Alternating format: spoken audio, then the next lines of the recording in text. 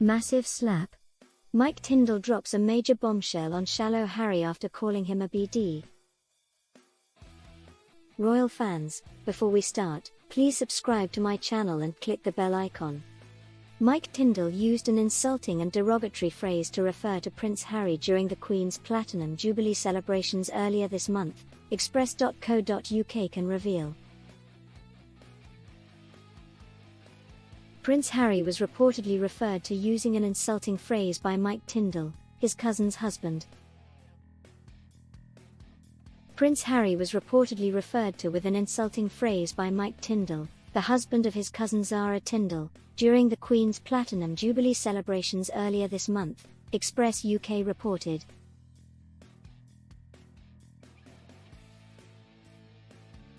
As per reports, ex-rugby player Tindall branded Prince Harry a bastard while talking to a fellow guest at a reception following a Platinum Jubilee concert at the Buckingham Palace on June 4.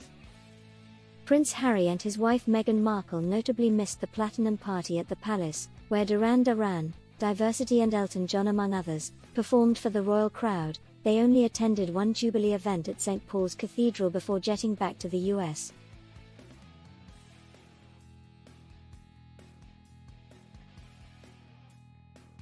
Tindall, the husband of Queen's granddaughter Zara, himself opened up about attending the party on his podcast The Good, the Bad, and the Rugby, saying, "It was at the concert where there was a bit more of a chat together because we went in and had a drink with everyone after. I think the committee that put it together did an incredible job."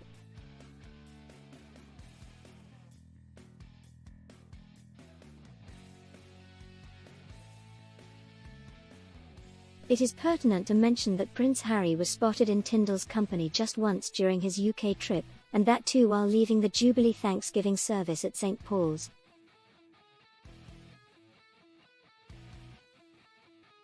He stopped to chat with Tindall's wife Zara for a bit, during which Tindall noticeably avoided the Duke of Sussex. Prince Harry had returned to the UK for the Jubilee celebrations along with his wife, Meghan, and the couple's 2 children. Thus, they were not present at the televised concert with the rest of the royal family, assembled just in front of Buckingham Palace.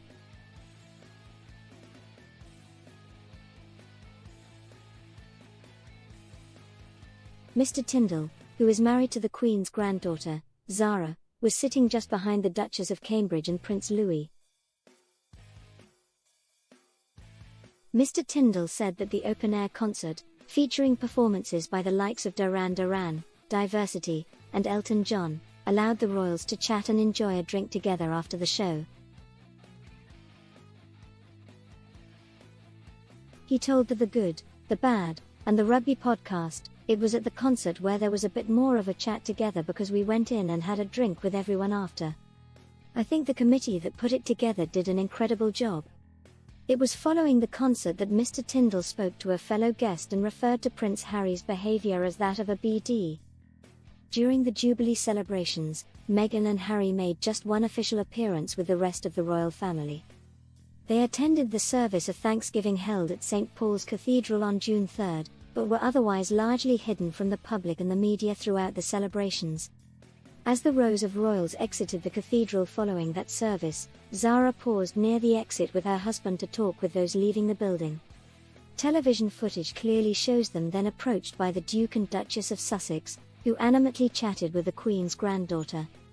But her husband appears to visibly avoid speaking with Prince Harry and Meghan throughout the conversation, instead staring into the distance and striking up a separate chat with David Armstrong-Jones, Earl of Snowdon and the late Princess Margaret's son. Prince Harry and Meghan then move away from the Duke's cousin towards the steps of the cathedral, without acknowledging the ex-rugby union player. Speaking to Express.co.uk following the service, body language expert Judy James suggested that Mike's closeness to William appeared to have created a bit of a dilemma as Harry stepped out into Zara's group. She added, "Zara looks happy to chat and even turns fully to talk to Harry here, who is looking anxious and keen to get into his own car." Mike though remains facing forward, looking about and holding his order of service up with a look of awkwardness. In the end he talks to Viscount Lindley, who turns his own back on Harry, cutting the two men off from Zara's conversation with Harry. Royal commentator Lady Colin Campbell also claimed in the wake of the service that the Duke and Duchess of Sussex were avoided like the plague, and that nobody would speak to them at a number of Jubilee events.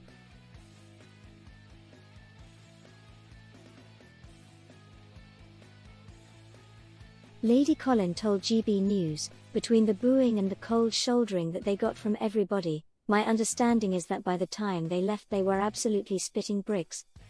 And then the coup de grace as far as they were concerned was not only that they were booed, but while they were waiting for their car, nobody would speak to them except Zara. Mike Tindall avoided them like the plague. He made absolutely sure he did not catch their eye." Mr. Tindall has previously joked that members of the royal family would like to throw a few punches at the Duke of Sussex.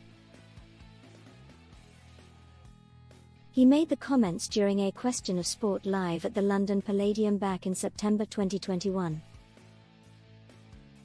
He was joined by former England rugby player Matt Dawson, who recounted a night out with Prince Harry and ex-teammate Ian Balshaw in Sydney in 2003. Royal expert Richard Eden said Balshaw and Tindall thought it would be amusing to throw a few punches at the prince to test how long it would take Harry's personal protective officers to intervene. Mr. Eden quipped, "A few seconds, it turned out." Mr. Tindall said, "At Balmoral, the family are now having the same conversation." He added, "Except the Queen has taken his security away." Thanks for watching. Please share your thoughts in the comment. Thanks.